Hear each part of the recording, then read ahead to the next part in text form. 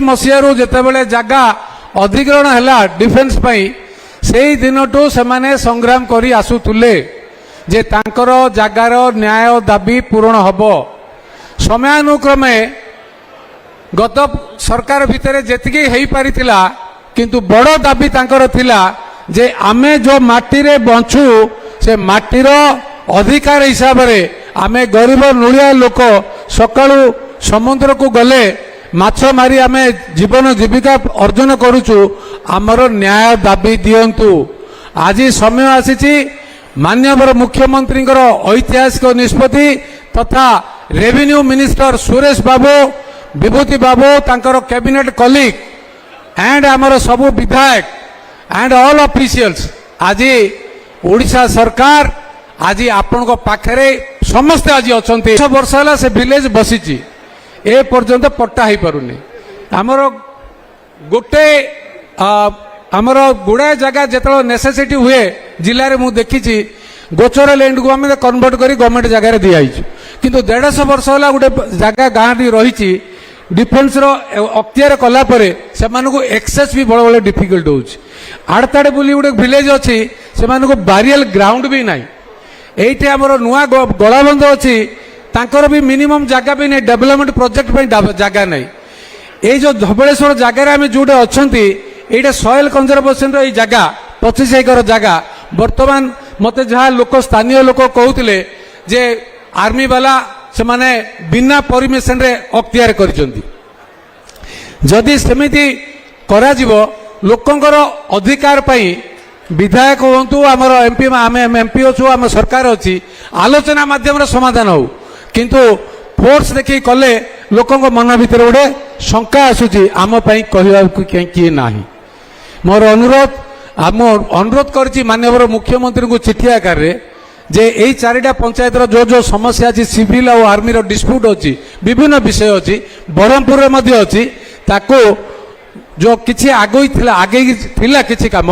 वर्तमान पुनरुद्धार करी ताको समाधान करा जाऊ। 2 है आम अंचल सबुठ बड़ कथा अच्छी ब्रह्मपुरवासी सबुबले मत कहती जिते इलेक्शन निर्वाचन समय रे जे माननीय मुख्यमंत्री संबलपुर एम्स पई डिक्लेयर कले किंतु ब्रह्मपुर पई आपण माने काहे कहू ना आज समय आसीची ब्रह्मपुर लोक हेल्थ सेक्टर रे बहुत अवहेलित होउचंती प्राय अन्य राज्य को सबुबले जीवाक पड़ुची आमको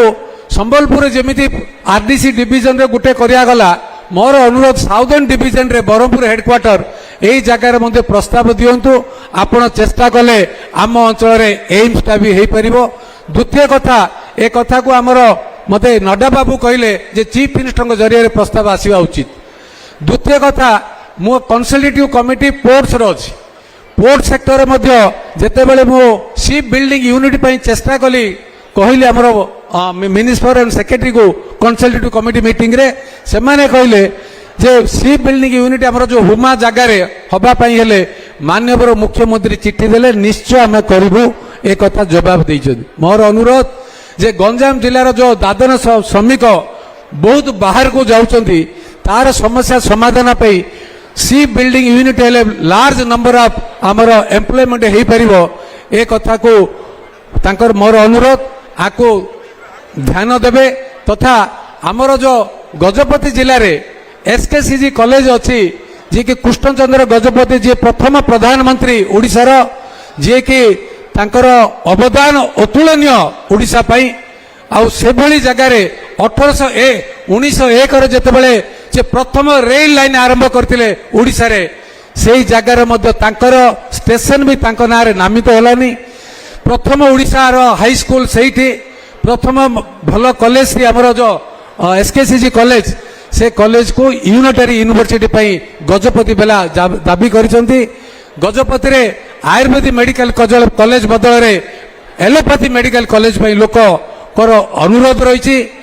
एभली आर उदयगिरी रे डिग्री कॉलेज नहीं ता पई दाबी रही मोर अनुरोध मुझे चिट्ठी लिखिकी देइछि डिपार्टमेंट टाइम पर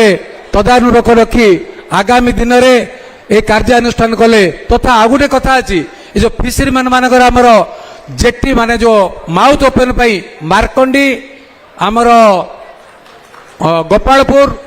ଗୋପାଳପୁର ଆଉ ଆର୍ଯ୍ୟପୁରରେ ଆମର ଫିସିଂ ହାର୍बर ତିନିଟା ପ୍ରପୋଜାଲ ପ୍ରାୟ ଫାଇନାଲ ଷ୍ଟେଜରେ ଅଛି ତାକୁ ମଧ୍ୟ ତ୍ୱରାନ୍ୱିତ କରି କମ୍ପ୍ଲିଟ୍ କଲେ ମାନ୍ୟବର ମୁଖ୍ୟମନ୍ତ୍ରୀ ଆଗେଇ ନେଇ ସାରିଛନ୍ତି ତାକୁ ଯଥାଶୀଘ୍ର ଡିକ୍ଲେୟାର କରି କାମ କଲେ ଲୋକଙ୍କର ସରକାରଙ୍କର ବିଶ୍ୱାସ ବଢ଼ିବ ଲୋକ ସୁବିଧା ପାଇବେ ଆଗାମୀ ଦିନରେ ଗଞ୍ଜାମ ଜିଲ୍ଲାର ବହୁତ ଉନ୍ନତି ହେବ ବ୍ରହ୍ମପୁର ଭିତରେ ବି ବହୁତ ଆମର ଫ୍ଲାଇଓଭର ବି ସାଂସନ ହେଇଛି ସେ ଫ୍ଲାଇଓଭର ମଧ୍ୟ ଶୀଘ୍ର କାମ ହେବା ଆବଶ୍ୟକତା ରହିଛି ଏମିତି ବହୁତ କାମ ଯେଉଁ ରହିଛି ବିଭିନ୍ନ କାମକୁ ତ୍ୱରାନ୍ୱିତ କରିବା ପାଇଁ ଏହି ସଭାରେ ମୁଁ ଆମର ମାନ୍ୟବର ମୁଖ୍ୟମନ୍ତ୍ରୀ କ୍ୟାବିନେଟ୍ କଲିଗର ସମସ୍ତ ମନ୍ତ୍ରୀବୃନ୍ଦଙ୍କୁ ଅନୁରୋଧ କରୁଛି